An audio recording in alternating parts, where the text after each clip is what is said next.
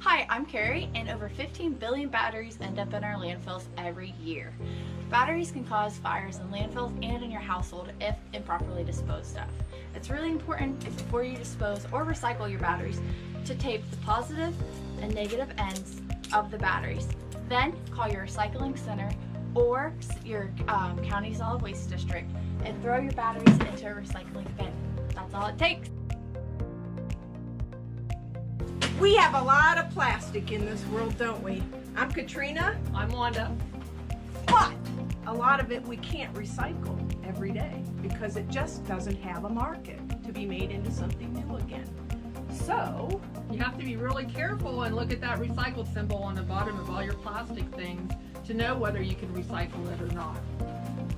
if you look on the bottom, on plastics, they're identified with a recycling triangle that is embedded in the bottom of the container, and the number inside and the initials below that identifies that type of plastic as the type of chemical material that it is. It's called the secret plastic code, okay? And we can only do Ones what and numbers? twos. Yeah, ones and twos. What are good examples? That's going to be your 2-liter pop bottle. That's going to be your milk jugs or your detergent bottles, Anything you drink out of is your water probably bottles. close to a number one, right? So Yep. number ones and number twos are what we can recycle. If it's narrower at the top, then it's probably a type of plastic we can recycle. If you look down on the ground here, this was just yesterday at the recycling center. These are materials that come to us at a recycling center on a regular daily basis, and these are materials we cannot accept. We just have to pay to throw them away. Every week, Americans go through 433 million bottles every week. You know what a million is right there? That's a million dots. 433 of them every week. It's like extending those bottles to the moon and back 6 times. That's how many in a year that we're going through just in beverage containers that are plastic. And some things that we can't recycle is going to be like your styrofoam items, like an egg carton or your food tray, And all this that's on the coffee ground, cup. it's not recyclable. Just remember to recycle your beverage containers and your jugs. There's about 1 million sea creatures that die every year because of plastic in the oceans that people just throw out, and somehow it makes its way into our oceans. So make sure you recycle that plastic. It can be recycled over and over again. Doesn't that just pull on your heartstrings? Hi, this is Verdi Abel with Licking County Recycling. Going to talk a little bit about recycling steel food cans. Surprisingly, the United States uses about 100 million steel cans a day. And fortunately, about 2/3 of those are recycled, but we can do a lot better. Food cans, everything you see in a grocery store, meats and vegetables, fruits, soups, we use a lot of steel food cans, and recycling is very simple. Simply after you finish your product, rinse out the can. You don't have to take the label off in most cases, but rinse it out. It doesn't have to be spotless. Make sure it's reasonably clean. If you've kept the lid, just put the lid inside and crush the whole thing. Put it into a recycling bin, and it will be recycled into a new steel product in just a few weeks. Fortunately, we have the opportunity to recycle these things instead of digging new iron out of the ground, turning it into steel and making new products. So recycle where you can. If we all do our little bit, it all adds up to a lot. Hi everybody, I'm Tammy Rogers from Coshocton County Recycling and Litter Prevention, and today we'll talk a little bit about paper and cardboard recycling. Paper and cardboard recycling is one of our most frequent items in our households and offices that we simply just don't think about recycling enough.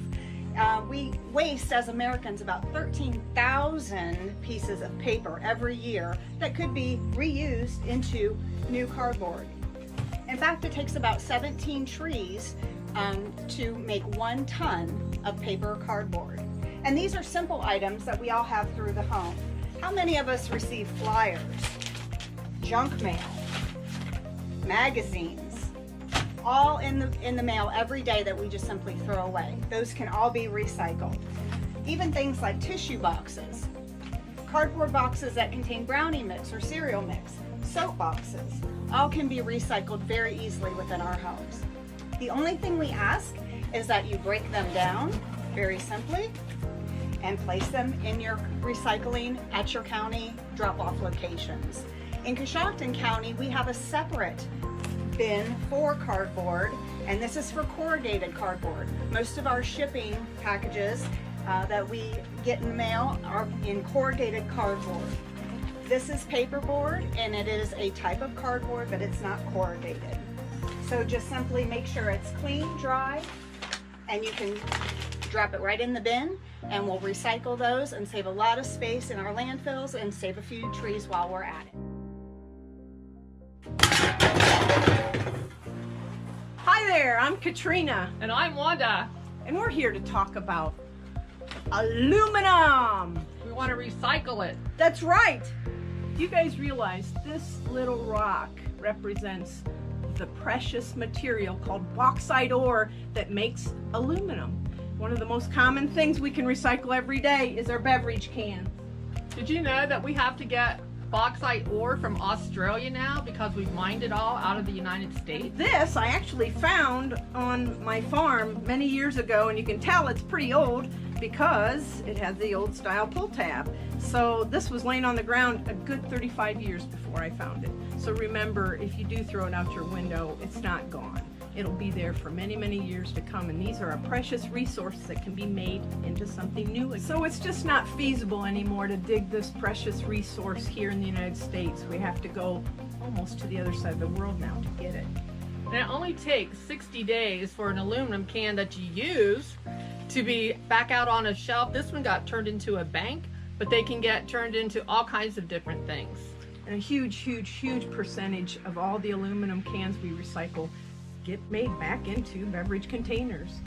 Or, keep in mind, baseball bats, aluminum bats, siding on houses, vehicles, parts and pieces of different vehicles and bikes, all this, and framing for windows, it's all material that can be remade, recycled into new material if we only recycle. Because we can recycle it over and over and over again.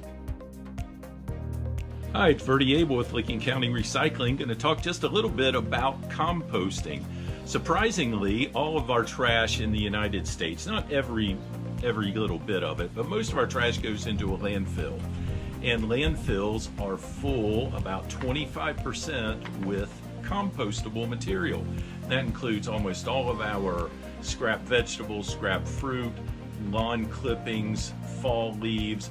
All of that material can be composted. And composting is not very complicated. A lot of places make it more complicated than it is, but it's very simple. Basically, you take your organic matter, you pile it up in some form or fashion, and over time it will decompose. That's composting. You can be much more involved, or you can be very simple. The simplest way to compost is simply put your material in a pile and let nature take its course. However, if you're really involved in gardening and want to make this a little more of an adventure, you can do any number of things. You can make a composting bin out of commercial lumber. You can make it out of pallets that are available for free many times. You can use a simple trash can or 5-gallon bucket system. Or you can use cattle panels, livestock panels, which are welded wire, and make a system like that. The bottom line is to take your organic material and instead of putting it in the trash, have it at home, let it decompose, and once it's decomposed, you can put it in your garden, your flower beds, things of that nature, and it's a great soil additive. These are models here that we're looking at. Let's go take a look at a real composting system. Here we are in Perry County at a very formal 3-bin composting system. The 3-bin system is probably the most complex and takes a little more work, but it also gives you the best product in the end.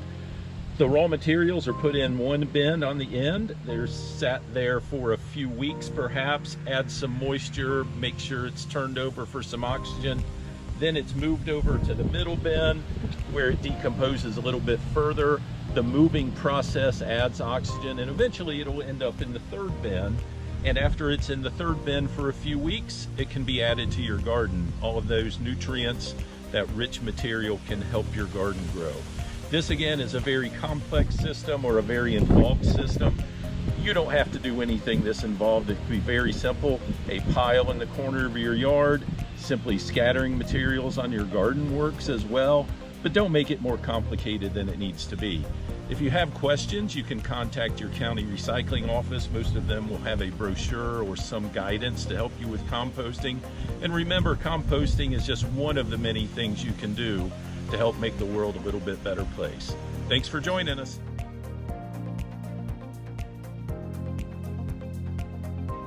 Hi, I'm Tammy Rogers from Coshocton County Recycling and Litter Prevention. Hi, I'm Carrie Hunt and I'm from Lancaster Fairfield Community Action Recycling Center. Hi, I'm Verdi Abel, Education Coordinator with Licking County Recycling. Oh, hello. I'm Katrina Carpenter with Perry County Waste Reduction and Recycling. Hi, I'm Wanda Shad, Southeast Ohio's environmental educator. We are Coshocton, Fairfield, Licking, Perry, Southeast Ohio. And remember, reduce, reuse, recycle.